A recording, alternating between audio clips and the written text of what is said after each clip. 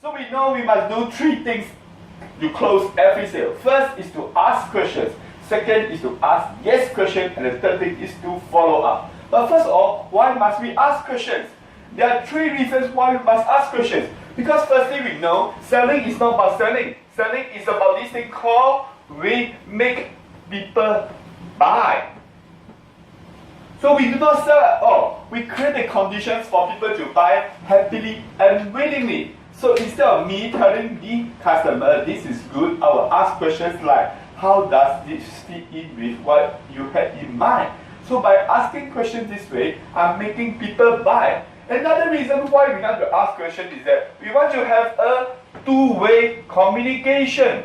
We cannot be one person talking all the way. We need to have a two-way communication. That's what customers want. And the third most important reason why I want to ask questions is that this thing called the truth. People will never believe what another person says, but what they say themselves, they will believe. And not only will they believe, they will defend it 100%. So instead of coming out from our mouth, we want to come out from their mouth, because what comes out from their mouth is the truth and nothing but the truth. So in short, what we want to do is to create conditions for people to buy happily and willingly. So we ask questions. So if you forget everything, just remember one thing. How do we close every sale? It's simple. Telling tells and asking sells. If you ask questions, you are able to sell. If you just tell, you are just telling people, and nobody likes to be told. So the first thing is to ask questions. I will next go into the details of one of the 5 major questions that you can ask.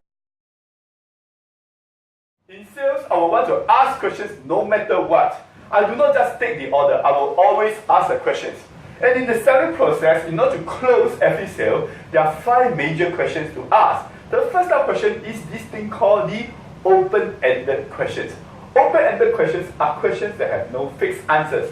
They open the conversation into much more details.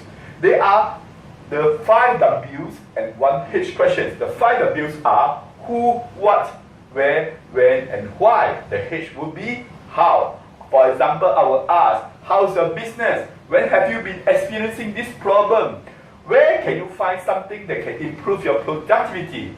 With these open-ended questions, I'm opening the questions, the conversation, and then the next thing, with whatever answers they give me, I will ask closed questions. Closed questions are questions that will lead on to a fixed answer. It's a yes or no, A or B, 1, 2, or 3. In other words, they will lead me to something. And I said earlier on that we're going to ask yes questions.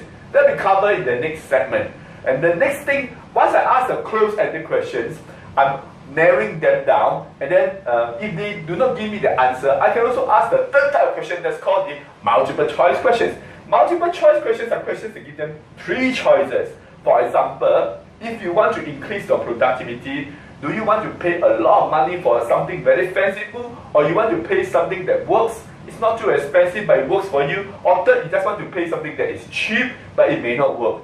So when they give them 3 choices, people will normally choose something that works for them. I can also ask the 4th type of question that's called the reflective questions. Reflective questions are questions that make them reflect upon the past. How many times have you, in the past, when you purchase something and it does not work, you will make them reflect and think about. When they think about the problems they have in the past, and when they look at the solutions that I offer them today, they'll find that my solutions are attractive. The 5th type of question is this thing called directive questions. I ask directive questions to direct them to do something. For example, when you have discovered a solution that works, how soon do you want to work on it? In this way, I'm telling them that they need to work on it, and I'm directing them how soon. I'm not asking them, when are you going to do? Or when you have the time to do, ask how soon. They'll probably answer things like, not too long, it can be immediate, but I need to sort out my issue first. So no matter what they answer me, it is something soon. This is called a very powerful directive questions. And we know that we can always ask questions through 3 ways. We can ask questions through the words. What I demonstrated just now are all the words. We can also ask questions through our voice. That's our tonality, our pace, the way of asking. And the third way we can ask questions through this thing called body language. Let's do a simple exercise. Body language includes our facial expression, our body, our hands, our gestures. Let's do a simple exercise. exercise. I want all of you to follow me. Just follow me. I want you to form a ring with your two thumb and your finger. Form a ring and bring it close to your ears. Shake it. Can you hear a lot of money? Yes, you can hear a lot of money. And then now I want you to quickly lock so much money that you have rang and lock it to your chin. Quickly lock it to your chin. I count on 3. Whoever lock into the chin the longest time with the most money. 1, 2, 3. Haha, ladies and gentlemen, have you realized that you have done the wrong thing? This is not your chin, this is your cheek. Your chin is here.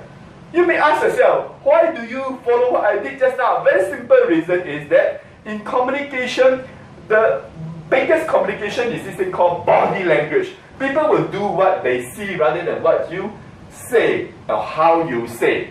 So when we want to ask questions, we want to ask questions through our body language.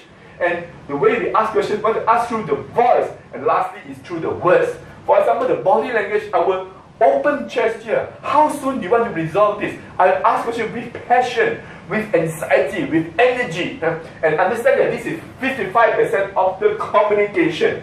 And after you ask all these questions, you get the answers. In our next segment, I will go into details about asking questions that really will close the sale. So in the meantime, watch out for the next one.